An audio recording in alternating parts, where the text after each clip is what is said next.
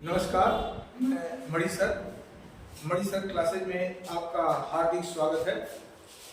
आज का विषय बहुत ही महत्वपूर्ण है क्योंकि काफ़ी चर्चा का विषय है। वो विषय है कश्मीर समस्या और पाक अधिकृत कश्मीर। जैसा कि आप जानते हैं कि पाक अधिकृत कश्मीर में आजकल जन आंदोलन छिड़ा हुआ है। भारत सरकार भी समय समय पर पाक अधिकृत कश्मीर को लेने का संकल्प लेती है।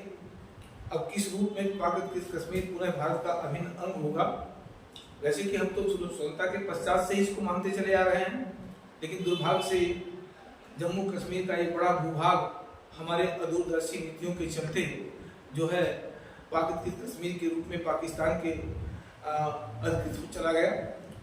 अब मुझे जो लगता है कि हमें कुछ नहीं करना पड़ेगा और पाक अधिकृत कश्मीर स्वयं भारत में अपने आप विलय हो जाएगा। तो आज चलते हैं, इसी विषय पर चर्चा करते हैं। तो इस पाक अधिकृत कश्मीर को समझने के पहले हमें कश्मीर की समस्या को समझना होगा और इसके बाद एक कश्मीर हमारे लिए क्यों इतना महत्वपूर्ण है और पाकिस्तान कश्मीर को लेकर हमारे खिलाफ हमेशा जो आक्रामक नीतियां अपनाया है उसके संदर्भ में चर्चा करते हैं। तो देखिए, पहले हम कश्मीर समस्या का चर्चा करें तो उसके पहले कश्मीर की भौगोलिक स्थिति को देखें। देखिए, कश्मीर भारत का अभिन्न अंग रहा है और जो कश्मीर की भौगोलिक स्थिति है वो भू राजनीतिक दृष्टिकोण से और भू सामरिक दृष्टिकोण से भारत के किसी राज्य के अपेक्षा अत्यंत महत्वपूर्ण रहा है, क्योंकि इसकी भौगोलिक परिस्थिति जो है ऐसी है कि भारत के महत्वपूर्ण पड़ोसी राष्ट्रों से इसकी सीमा लगती है। एक तरफ चीन की सीमा लगती है, दूसरी तरफ पाकिस्तान की लगती है और तीसरा मध्य एशिया से भी इसकी सीमा लगती है। अब तो भारत के महत्वपूर्ण पड़ोसी राष्ट्रों से भारत कश्मीर की जो सीमा लगती है इसके कारण भू राजनीतिक दृष्टिकोण से अत्यंत महत्वपूर्ण है और भू सामरिक दृष्टिकोण से अत्यंत महत्वपूर्ण है। कश्मीर की भौगोलिक और सांस्कृतिक स्थिति को तीन भागों में बांटते हैं। पहला, भौगोलिक स्थिति में अगर देखें तो जम्मू कश्मीर और लद्दाख तीन भाग हैं। लद्दाख पठारी क्षेत्र है, कश्मीर पर्वतीय क्षेत्र है और जम्मू जो है मैदानी भाग है। तो इसका संबंध पर्वतीय, पठारी और मैदानी तीनों क्षेत्र से है। और अगर संस्कृति के आधार पर देखा जाए, धर्म संस्कृति के आधार पर, तो जम्मू हिंदू बहुल एक क्षेत्र है, कश्मीर इस्लाम बहुल क्षेत्र है और लद्दाख बौद्ध बहुल क्षेत्र है। तो हम ये मान के चलते हैं कि कश्मीर जो है भौगोलिक और सांस्कृतिक आधार में काफी विविधता रखता है और जियोपॉलिटिक्स के दृष्टिकोण से कश्मीर भारत के लिए किसी भी राज्य की अपेक्षा अत्यंत महत्वपूर्ण है। अब कश्मीर समस्या के रूप में देखिए, देश जब स्वतंत्र हुआ तो कई देशी रियासतों का भारत में विलय हो चुका था, लेकिन तीन देशी रियासतें थी जिसमें जम्मू कश्मीर, हैदराबाद और जूनागढ़, ये तीनों भारत में विलय न करके एक स्वतंत्र रियासत के रूप में अपने को स्थापित करने का प्रयास किया। तो जूनागढ़ और हैदराबाद का जो विलय की जिम्मेदारी थी सरदार वल्लभ भाई पटेल की और कश्मीर के विलय की जिम्मेदारी पंडित नेहरू ने स्वयं लिया। जूनागढ़ और हैदराबाद को तो हमने जनमत संग्रह और बाद में सैनिक हस्तक्षेपों के माध्यम से पूरी तरह से विलय करा लिया, लेकिन कश्मीर का जो विलय हुआ वो विवादास्पद बना रहा। अब कश्मीर की समस्या में हम पाकिस्तान को सदैव दोषी ठहराते आए हैं। उसका दोष तो है कांस्टेंट रूप में, इसको इनकार नहीं किया जा सकता है, लेकिन हम कश्मीर समस्या में तीन व्यक्तियों को महत्वपूर्ण दोषी मानते हैं। वह हम इस लाइन से समझ सकते हैं कि कश्मीर समस्या का मूल कारण पंडित नेहरू की अदूरदर्शिता, राजा हरि सिंह की हठधर्मिता और शेख अब्दुल्ला की गद्दारी का परिणाम रहा, जिसके चलते आज तक कश्मीर समस्या हमारे लिए सरदर्द का विषय बना रहा। अब इसमें इन तीनों की भूमिका को समझ ले। पहले देखिए, राजा हरि सिंह जो थे कश्मीर के राजा, ये न कश्मीर का विलय पाकिस्तान में करना चाहते थे और न ही कश्मीर का विलय भारत में करना चाहते थे, क्योंकि उनको ये था कि अगर हम कश्मीर का विलय भारत में विलय करते हैं तो हम एक हिंदू शासक हैं और यहाँ की अधिकांश जनसंख्या इस्लाम धर्म को मानती है, तो जनता में संदेश जाएगा कि हिंदू शासक ने हिंदू राष्ट्र में विलय कर लिया, तो ये गलत संदेश जाएगा। और अगर हम पाकिस्तान में विलय करते हैं तो कश्मीर की हजारों वर्ष पुरानी संस्कृति को पाकिस्तानी कट्टरपंथी तहस नहस कर देंगे, इसलिए वो पाकिस्तान में भी विलय नहीं चाहते थे। पंडित नेहरू ने कश्मीर को प्राप्त करने के लिए उसने एक चाल चली, जनमत संग्रह के आधार पर कश्मीर का भारत में विलय करने का प्रयास किया। और जनमत संग्रह कैसे किया? उन्होंने अपने परम मित्र शेख अब्दुल्ला को आगे बढ़ाया, कांग्रेस का नेता बनाया और शेख अब्दुल्ला ने राजा के खिलाफ भड़काना शुरू किया। राजा के खिलाफ क्या किया? भड़काना शुरू किया और आम जनता को भारत के पक्ष में लाने का प्रयास किया। दूसरी तरफ पाकिस्तान एन प्रकार कश्मीर को अपने पक्ष में प्राप्त करना चाहा, वो हर स्तर से चाहे जो भी हो। तो ऐसे में एक तरफ शेख अब्दुल्ला के भड़कावे से कश्मीर में आंतरिक सुरक्षा समस्या उत्पन्न हो गई और दूसरी तरफ पाकिस्तान ने कबालियों के भेष में सेना भेज करके कश्मीर को सैन्य उपायों के द्वारा प्राप्त करने का प्रयास किया, तो कश्मीर की बाह्य सुरक्षा भी खतरे में पड़ गई। शेख अब्दुल्ला के भड़काव के चलते राजा हरि सिंह ने क्या किया? शेख अब्दुल्ला को जेल में डाल दिया। इससे पंडित नेहरू और अधिक भड़क गए और उन्होंने अपना व्यक्तिगत इशू मान लिया, तो हरि सिंह के खिलाफ हो गए। और उधर पाकिस्तान कबायली सेना के रूप में कश्मीर में भेजना शुरू किया। हरि सिंह के पास इतनी ताकत नहीं थी कि पाकिस्तानी सेना का सामना कर सके। ऐसे में पाकिस्तान की सेना बेरोक टोक तेजी से श्रीनगर की तरफ बढ़ने लगी। राजा हरि सिंह को यह पता चला तो उन्हें लगा कि अगर हम असहाय स्थिति में रहेंगे तो पाकिस्तान इसे पूरा हड़प लेगा। उन्होंने भारत सरकार से सैन्य सहायता मांगी। जब भारत सरकार से सैन्य सहायता मांगी तो पंडित नेहरू ने उनके सामने शर्त रख दिया। शर्त यह था कि पहले आप शेख अब्दुल्ला को जेल से रिहा करिए और कश्मीर का विलय भारत में करिए तथा सत्ता छोड़ करके अन्यत्र चले जाएं। ये तीनों शर्तें असहनीय थी, जबकि उस समय कश्मीर के सेना भेजने के मुद्दे पर भारत के अनेक नेताओं ने नेहरू से कहा कि पहले आप सेना भेजिए, विलय बाद में होगा, पहले कश्मीर की सुरक्षा कीजिए। लेकिन उन्होंने पहले विलय पर हठधर्मिता अपना ली और अंततः राजा हरि सिंह को लगा कि ये विलय में देर करेंगे तो कश्मीर पूरी तरह से पाकिस्तान के प्रभाव क्षेत्र में चला जाएगा। तब उन्होंने विवश होकर के 25 अक्टूबर 1947 का कश्मीर में विलय किया और तब जाकर के भारतीय सेना 26 अक्टूबर 1947 में कश्मीर में प्रवेश किया। अब कश्मीर में जब प्रवेश किया तो भारतीय सेना तेजी से आगे बढ़ रही थी और पाकिस्तानी सेना को पीछे हटने के लिए विवश कर दिया, या हम ये कह सकते हैं कि पाकिस्तानी सेना द्वारा जो पीड़ित क्षेत्र था उसको मुक्त कराने भारतीय सेना आगे बढ़ रही थी। और जब भारत की सेना आगे बढ़ रही थी उसी समय पंडित नेहरू ने संघर्ष विराम लागू कर दिया और पाकिस्तान के साथ वार्ता के माध्यम से इन्होंने यह ऐलान कर दिया कि जो पाकिस्तान ने जो क्षेत्र कब्जा किया था उस क्षेत्र को पाकिस्तान अपने प्रभाव क्षेत्र में मान के चले और जो हमारे क्षेत्र में है वो हमारे प्रभाव क्षेत्र में रहे।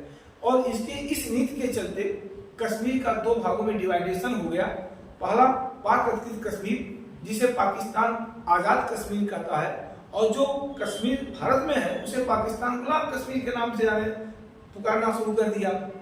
तो इससे भारत की जो सीमा रेखा थी एलएसी, वो एलएसी में कन्वर्ट हो गई और पाक अधिकृत कश्मीर उसके बाद भारत के लिए हमेशा सरदर्द बना रहा। पाक अधिकृत कश्मीर से ही आतंकी आज भारत कश्मीर में घुसपैठ करते रहते हैं और जो हमारे लिए गंभीर चुनौती बना रहा है। यद्यपि आज के समय में कश्मीर में शांति तेजी से आगे बढ़ रही है, आशा की जा सकती है कि पूर्ण शांति कुछ ही समय में हमें प्राप्त हो जाएगा। अब इसके पीछे एक और कहानी है। देखिए, कश्मीर का आप ऐसे मान लीजिए कि जब विलय हुआ था तो कश्मीर का विलय में पूरा लद्दाख, पूरा जो ये 5180 वर्ग किलोमीटर ये एरिया 1963 में ये हमारा एरिया था, लेकिन इस एरिया को पाकिस्तान, इसका नाम सक्सगाम है, सक्सगाम क्षेत्र, इस एरिया को पाकिस्तान ने चीन को दे दिया। ये बलाटिस्तान एरिया है, इसको अंग्रेजों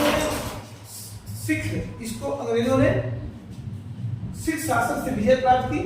बाद में 1935 में हरि सिंह को सौंप दिया। तो ये भी भारत का कश्मीर का रियासत का अभिन्न अंग बना और ये एरिया जो है पाक अधिकृत कश्मीर के रूप में है।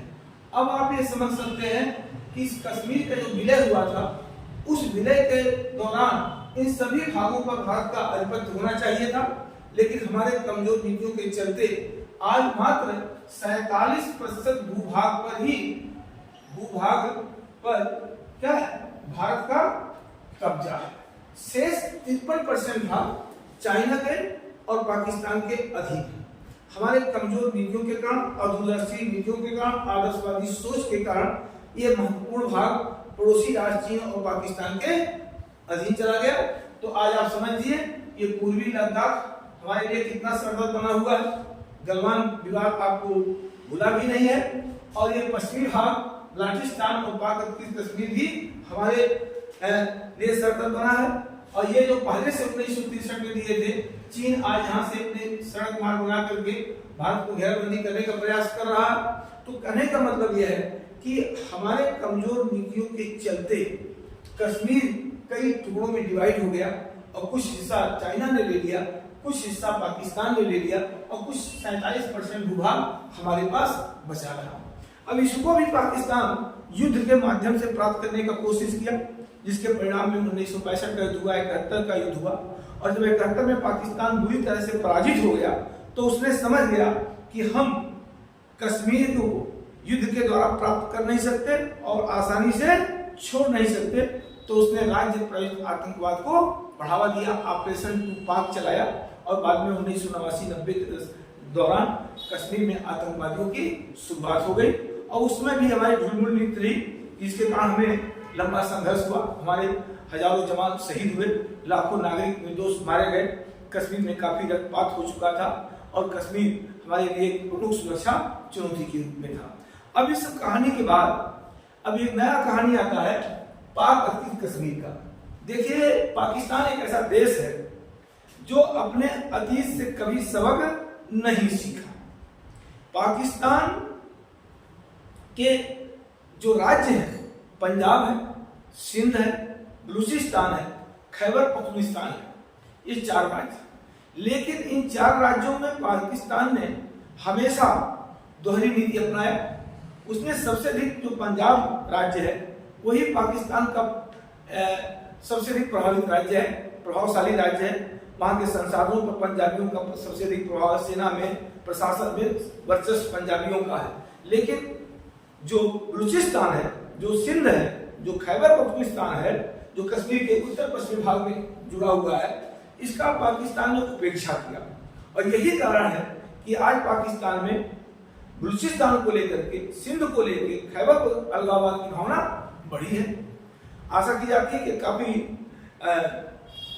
अब वो समय आ गया है जब पाकिस्तान कई टुकड़ों में डिवाइड हो जाएगा। अगर वो सभी राज्यों को समान रूप से मानता, अवसर देता, तो आज पाकिस्तान में अलगाववाद की भावना इतनी तेजी से नहीं बढ़ती। आज बलूचिस्तान लिबरेशन आर्मी संघर्ष के लिए विवश नहीं होती। अब पाक अधिकृत कश्मीर है, तो पाक अधिकृत कश्मीर और कश्मीर को अगर देखते हैं तो आज कश्मीर जो है, जो भारत सरकार के प्रभाव क्षेत्र में है, वो तेजी से आगे बढ़ रहा। वहाँ के लोग खुशहाली जीवन जी रहे हैं, आतंकवाद से लगभग मुक्त हो चुका है, इलाका घटनाएं घटित होती हैं। लेकिन पाक अधिकृत कश्मीर, जिसकी आबादी, जो इसका क्षेत्रफल 13,000 कुछ वर्ग किलोमीटर है और इसकी आबादी पाक अधिकृत कश्मीर की 40 लाख है, लेकिन आज यहाँ के लोग बहुत ही नारकीय जीवन जी रहे हैं। उसका कारण है कि पाक अधिकृत कश्मीर में पाकिस्तान ने हमेशा दोहरी नीति या द्वैध नीति अपनाया, जिसके कारण वहां के लोगों में जहां क्रोध सत्ता के प्रति हमेशा बना रहा। और पाकिस्तान जिस तरह से पूर्वी पाकिस्तान में सैन्य कार्रवाई करके, दमनात्मक कार्रवाई करके और पूर्वी पाकिस्तान में शांति स्थापित करने का प्रयास किया, और जिसके परिणाम में पूर्वी पाकिस्तान जो है पाकिस्तान के विरुद्ध होकर के और 71 की लड़ाई में एक स्वतंत्र राष्ट्र के रूप में घोषित हो गया, वही चीज आज बलूचिस्तान में देखने को मिल रहा है। और वही चीज आज पाक अधिकृत कश्मीर में भी देखा जा रहा, क्योंकि पाक अधिकृत कश्मीर की जनता जो है त्राहिमाम की स्थिति में है। महंगाई, बेरोजगारी, गरीबी सर्वत्र दिखाई देती है। बिजली का बिल हो या अन्य चीजें हो काफी ऊंचे स्तर पे है, जो कि वहां की जनता इसे स्वीकार नहीं कर पा रही। जब पाकिस्तान के सरकार की नीतियों के खिलाफ पीओके के जनता सड़कों पर उतरती है तो पाकिस्तान की सेना, आर्मी के जो लोग हैं या उसके अर्धसैन्य बल है उसे दमन के तरीके से, दमनात्मक तरीके से उसे शांत स्थापित करने का प्रयास है। तो पाकिस्तान का पीओके में जितना दमनात्मक कार्रवाई आज चल रहा है उतना ही आग भड़क रही है।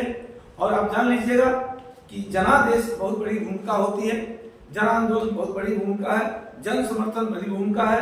आज पीओके का जन समर्थन पाकिस्तान पूरी तरह से खो चुका है और स्थिति यह आ गई है कि कभी भी पीओके पाकिस्तान से अलग हो सकता है। हमें वहां कुछ करने की विशेष आवश्यकता नहीं है, हमें कोई सैन्य ऑपरेशन करने की आवश्यकता नहीं है। पाकिस्तान की जो नीति है वो खुद पीओके के लोग उससे अलग हो जाएंगे, क्योंकि देखिए युद्ध किसी समस्या का समाधान नहीं है, शांति का कोई विकल्प नहीं है और सैन्य उपायों के द्वारा किसी अगर राजनीतिक लक्ष्य को प्राप्त कर सकते हैं तो तात्कालिक उद्देश्य हो सकता, तात्कालिक नीति हो सकती है, लेकिन वो दीर्घकालिक उपाय नहीं। दीर्घकालिक उपाय केवल शांति वार्ता है, सुलह है, समझौता है, लेकिन पाकिस्तान इसे स्वीकार नहीं करता है। वो हर समस्या का समाधान सैनिक उपायों के द्वारा हल करने का प्रयास करता है। तो जिस तरह से पीओके में जन आंदोलन सरकार के खिलाफ चल रही, पाकिस्तान के खिलाफ, और जिस तरह से पाकिस्तान सरकार उस जन आंदोलन को हिंसा के द्वारा, सेना के द्वारा कुचलने का प्रयास कर रहा। अभी कल के पेपर में है, काफी लोग कई संख्या में वहां के शिकार हुए, 4-6 लोग जो है बॉडी देखी गई है, कई लोग घायल हुए हैं, उसमें कुछ पाकिस्तान के आर्मी भी घायल हुए हैं। तो पाकिस्तान की जो दमनात्मक नीति पीओके में है वो कहीं न कहीं पाकिस्तान के लिए शुभ संकेत है और नहीं है। और आज जो कभी कुछ वर्ष पहले जम्मू कश्मीर में पाकिस्तान के झंडे फहराए जाते थे, लेकिन आज सौभाग्य है कि जम्मू कश्मीर में तो हिंदुस्तान के झंडे फहराए जा रहे हैं, पाकिस्तान के झंडे जलाए जा रहे हैं, और पीओके में भी पाकिस्तान के झंडे जलाए जा रहे हैं और हिंदुस्तान जिंदाबाद और हिंदुस्तान के झंडे उठाए जा रहे हैं। तो हमें वहां पर किसी सैन्य उपायों की आवश्यकता नहीं है। आज जिस तरह से पीओके में पाकिस्तान अपने कृत्यों को बढ़ावा दे रहा है उससे वहां की जनता काफी उब चुकी है, आजीज हो चुकी है और वो सड़कों पर उतरने के लिए विवश हो गई है। और मुझे जो लगता है कि अगर ये आंदोलन आगे रहा और पाकिस्तान ने कोई शांति स्थापना का कोई वैकल्पिक स्रोत नहीं अपनाया तो आज नहीं कल पीओके पाकिस्तान के प्रभाव से मुक्त हो जाएगा और वह भारत में विलय के लिए वहां की जनता आज जो तत्पर दिखाई दे रही है।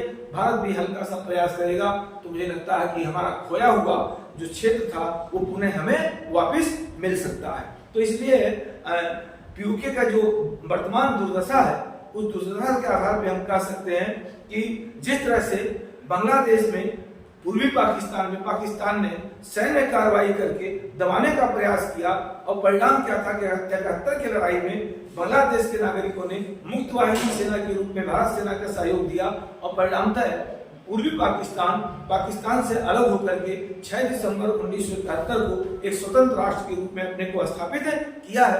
ठीक उसी तरह से जिस आज पाकिस्तान पीओके में जो दमनात्मक नीति अपनाया है उस नीति के चलते पीओके की जनता आज पाकिस्तान के पूरी तरह से खिलाफ है और भारत के समर्थन में आती हुई दिखाई दे रही है।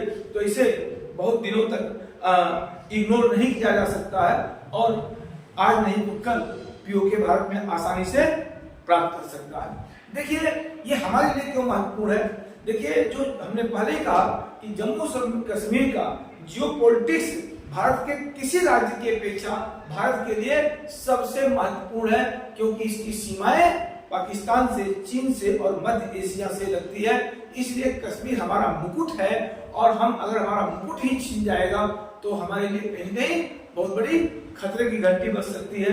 हम कभी नहीं चाहेंगे कि कश्मीर हमारे पड़ोसी देश चीन और पाकिस्तान के प्रभाव क्षेत्र में जा पाए। तो हमारा तो प्रयास यही है कि जो हमारा कश्मीर है वो तो हमारा है ही।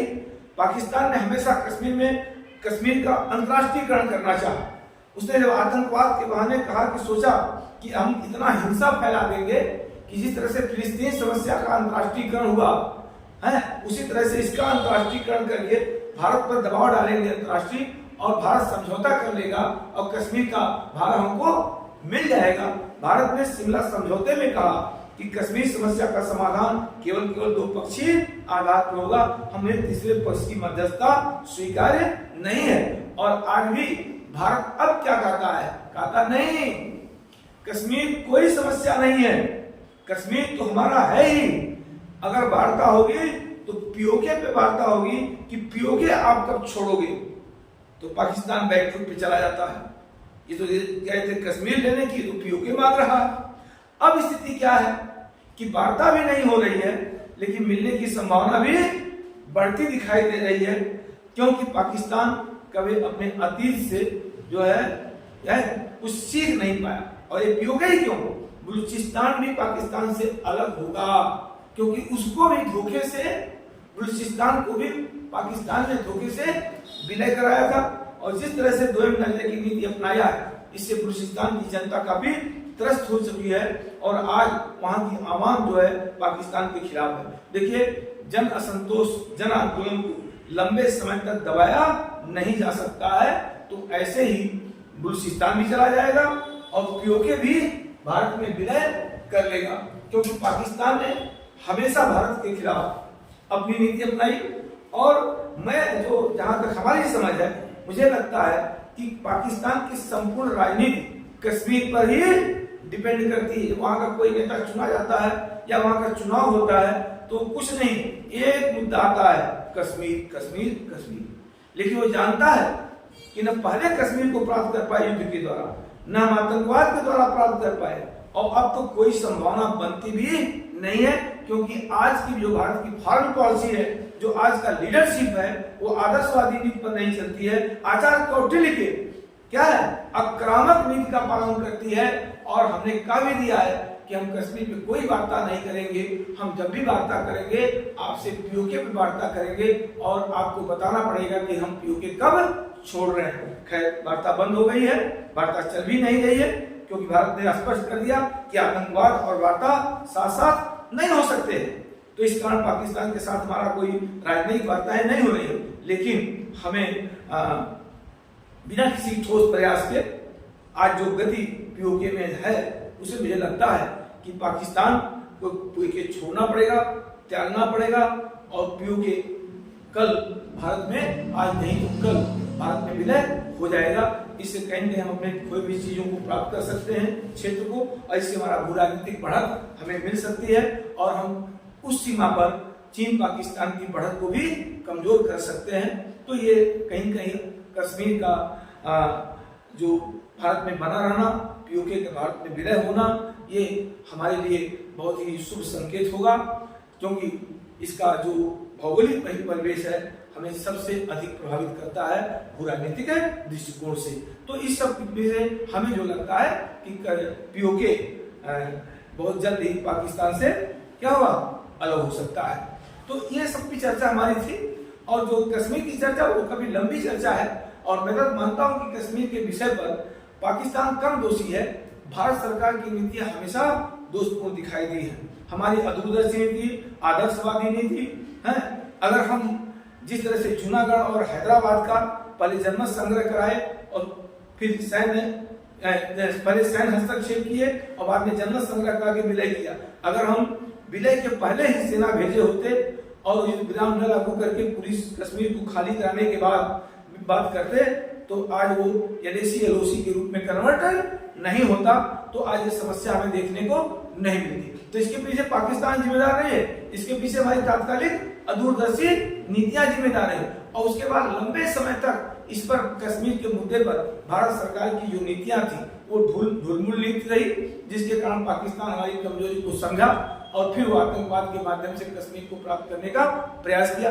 अब जो चल रहा प्रयास, हमने कश्मीर में अलगाववाद को ध्वस्त कर दिया, आतंकवाद के प्रभाव को शून्य स्तर पर लाने का प्रयास कर दिया, कश्मीर में विकास को बढ़ावा दिया। क्योंकि देखिए, सैन्य उपायों के द्वारा तात्कालिक समस्या का समाधान हो सकता है, लेकिन दीर्घकालिक उपाय नहीं है। दीर्घ उपाय का क्या है, विकास। विकास ही सुरक्षा है और सुरक्षा ही विकास है। तो अब कश्मीर में हम डेवलपमेंट को बढ़ावा दिए हैं, तो उसकी सुरक्षा भी बढ़ रही है और कश्मीर की प्रगति को देख करके पाक अधिकृत कश्मीर के लोग भी आज भारत में विलय के लिए आतुर दिखाई दे रहे हैं। तो ऐसी कुछ संभावना बनती है कि बहुत जल्द पीओके भी भारत में हो जाएगा। हमें युद्ध के माध्यम से, सैन्य उपायों के माध्यम से लेने की आवश्यकता नहीं पड़ेगी। तो जैसा कि आप जानते हैं कि पीओके आज बहुत महत्वपूर्ण चर्चा का विषय रहा है और ये काफी चल रहा है आजकल चर्चा में। और ऐसे विषयों पर प्रतियोगी परीक्षा, विशेषकर आईएएस पीसीएस के मुख्य परीक्षा में ये पॉइंट आपके सामने आ सकते हैं और उसका शीर्षक यही हो सकता है कि पाक अधिकृत कश्मीर भारत के कितना निकट या कितना दूर, या ऐसा शीर्षक बन सकता है कि पाक अधिकृत कश्मीर का भारत में विलय की बढ़ती संभावनाएं हैं। ये सब विषय पर आपको जानना चाहिए। आजकल प्रिंट मीडिया, इलेक्ट्रॉनिक मीडिया में इसका भी ट्रेंड कर रहा है और एक प्रतियोगी छात्र होने के कारण आप लोगों को भी इसके बारे में एक अच्छी पकड़ होना चाहिए। और प्रतियोगी छात्र क्यों? भारत का नागरिक होने के कारण, नेशन इज फर्स्ट के कॉन्सेप्ट पर बने रहने के कारण, जब आपके अंदर नेशन इज फर्स्ट का कॉन्सेप्ट होगा तो आपके अंदर राष्ट्रवाद होगा, और जब आपके अंदर इसका कॉन्सेप्ट कमजोर होगा, व्यक्तिवाद होगा, तो कहीं के राष्ट्र की एकता, अखंडता और संप्रभुता खतरे में होती है। आज इजराइल के अगर अपने अस्तित्व की सुरक्षा कर पाया है तो वहां का प्रत्येक नागरिक नेशन इज फर्स्ट के कॉन्सेप्ट पर कार्य करता है, और हमारे यहाँ उसके उलट व्यक्तिवाद हावी। सत्ता मिलनी चाहिए, किसी भी तरीके से मिलनी चाहिए, है ना? तो ये देश के लिए शुभ संकेत नहीं है। लेकिन आज का जो नेतृत्व है, लीडरशिप है, वो काफी स्ट्रांग है। आज का जो हमारी फॉरेन पॉलिसी है वो काफी स्ट्रांग है और वैश्विक स्तर पर हम हर मुद्दे को, हर समस्याओं को हल करने में सक्षम दिखाई दे रहे हैं। पाकिस्तान जिस भाषा में हमसे बात करना चाहता है उस भाषा का जवाब देने के लिए हम पूरी तरह से तत्पर हैं और दे भी रहे हैं। सर्जिकल स्ट्राइक, एयर स्ट्राइक, इसका क्या है उदाहरण? अगर ये नीतियां हम पहले ही अपनाए होते तो कश्मीर में इतने लंबे समय तक खून खराबा नहीं होता। तो आज का हमारा टॉपिक यही रहा है, और अगर ये वीडियो आपको अच्छा लगे तो जरूर से लाइक करिएगा, सब्सक्राइब करिएगा और अपना सुझाव दीजिएगा। जय हिंद।